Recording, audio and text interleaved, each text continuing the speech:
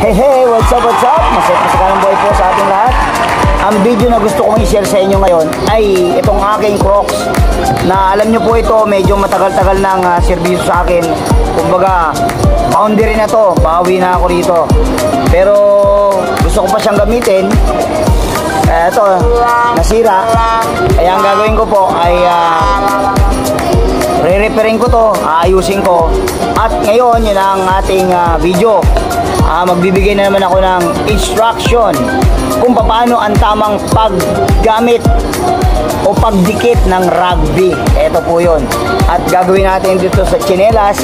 Titingnan natin kung talagang may ayos pa tong tsinelas na to at magagamit pa ng matagal. So sana po panoorin nyo para magkaroon kayo ng idea, para kung meron kayong mga sirang mga bagay-bagay dyan ay marunong na kayong gumamit o magdikit ng rugby. Ayan, ito na po, sisimulan ko na. At ano ba yung mga paalala natin pag gagamitin natin ang rugby bilang pandikit. So unang-una po, kailangan tuyo. Tuyo, hindi basa ng tubig, dry. Kasi hindi didikit ang rugby pag basa ang ating ididikit. Yan. So yun ang unang-unang paalala. At yung parte na ididikit natin, kagaya nito, ito, yan o, nakita nyo marumi.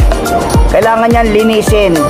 Kasi pag marumi, yung parehas na parteng ididikit natin, kailangan malinis. Kasi pag marumi yun po ang sisimulan ng mga babos, yun ang maaaring simulan ng pagkatuklap. Kaya dapat malinis talaga. Kung meron tayong liha, pwede nating lihain para makinis talaga o mawala yung mga magagaspang. Ayun po. So yun, pangalawa, kailangan linisin. At kaya yun ang aking gagawin ngayon. Ayan, buti na lang nakahanap ako ng liha. At lilihain ko itong parte na to para talagang malinis. Kasi pag babrushin ko to ng basa, matatagal pa kasi mababasa, tutuyuin ko pa. Ngayon, gagamitan ko ng liha para tuyo, pero malilinis.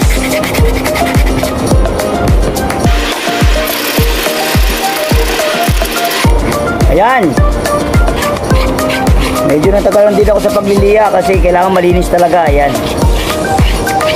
Pero itinan nyo po, talagang medyo nalinis ko na. Makinis na. Yan. Ngayon, ang next step natin, syempre, ididikit ko na to. At sa pagdidikit po, kailangan ay huwag masyadong makapal. Yan ang another na naman paalala. Huwag masyadong makapal yung paglalagay ng rugby kasi matagal matuyo. Ayan, kaya ninipisan lang natin. Ayan, ito na po. Lagyan natin ng rugby. Gaya ng paalala, huwag masyadong makapal, manipis lang.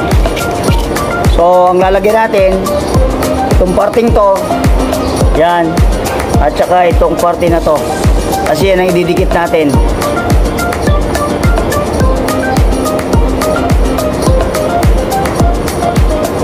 Pag hindi kayo sanay sa amoy ng rugby, maglagay kayo ng mask. Ako kasi baliwala na sa akin yan eh. Dati akong rugby boy. Yan. Huwag nyo akong gagayahin. Nagbago lang po ang buhay ko. Salamat sa Diyos. Yan. So manipis lang ang pagkakalagay ko. Yun, pagkatapos natin maglagay, hindi pwede itong idikit kagad. Kasi pag dinikit mo ito kagad ng basa, nako, doon sa una kong vlog about pagdidikit ng rugby, pinakita ko naman doon, kalagay mo ng rugby, dinikit mo kagad, tanggal din. Kaya dapat ang unang gagawin natin, next step, pagkalagay natin, pag-apply natin ng rugby, kailangan yan ay patuyuin. Yan, yan. So papatuyuin natin yan ng medyo matagal-tagal. Kailangan tuyong-tuyo eh. Ayan, medyo matagal-tagal din ang pinaghintay ko. At ayun na nga, pagkatapos nating lagyan ng rugby, ay kailangan patuyuin. At ngayon, ano naman yung palatandaan na pwede nating pagdikitin yung nilagyan natin ng rugby? Kailangan po yung magkabilang parte na nilagyan natin ng rugby, kailangan ay matuyo na, tuyo. Na ito po ang palatandaan, kailangan hindi na siya dumidikit. Yan. Kaya nyo, hindi na siya dumidikit. Sasalatin po natin yan. Kung dumidikit pa, kasi pag dumidikit pa yan, ibig sabihin, basa pa yung rugby at kapag dinikit natin, madaling matuklap. So dahil ayan, tuyo na, pwede na.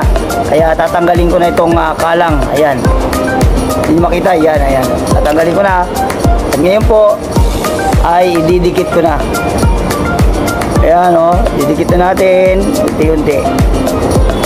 Ayan. So ito po, dinikit ko na. Ngayon ito naman kabila dahil sira na rin. Ayan, didikit ko na rin.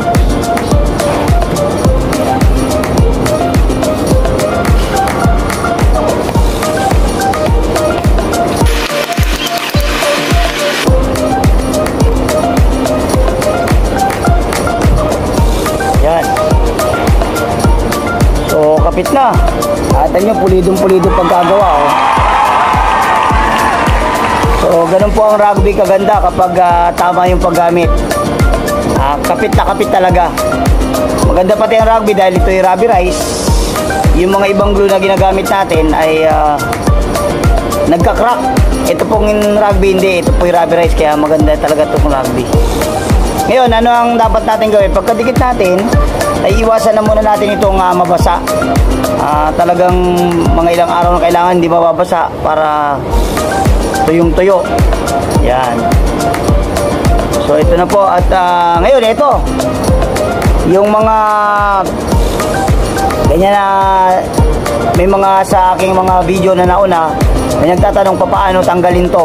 Simple lang po itong mga dikit ng rugby. Kagaya nito pag may mga sabit-sabit na dikit ng rugby, simple lang po natin alisin yon. Tubig lang din. Kagaya nito sa daliri ko. Tubig lang yan. Tapos unti-untiin lang natin matatanggal din po.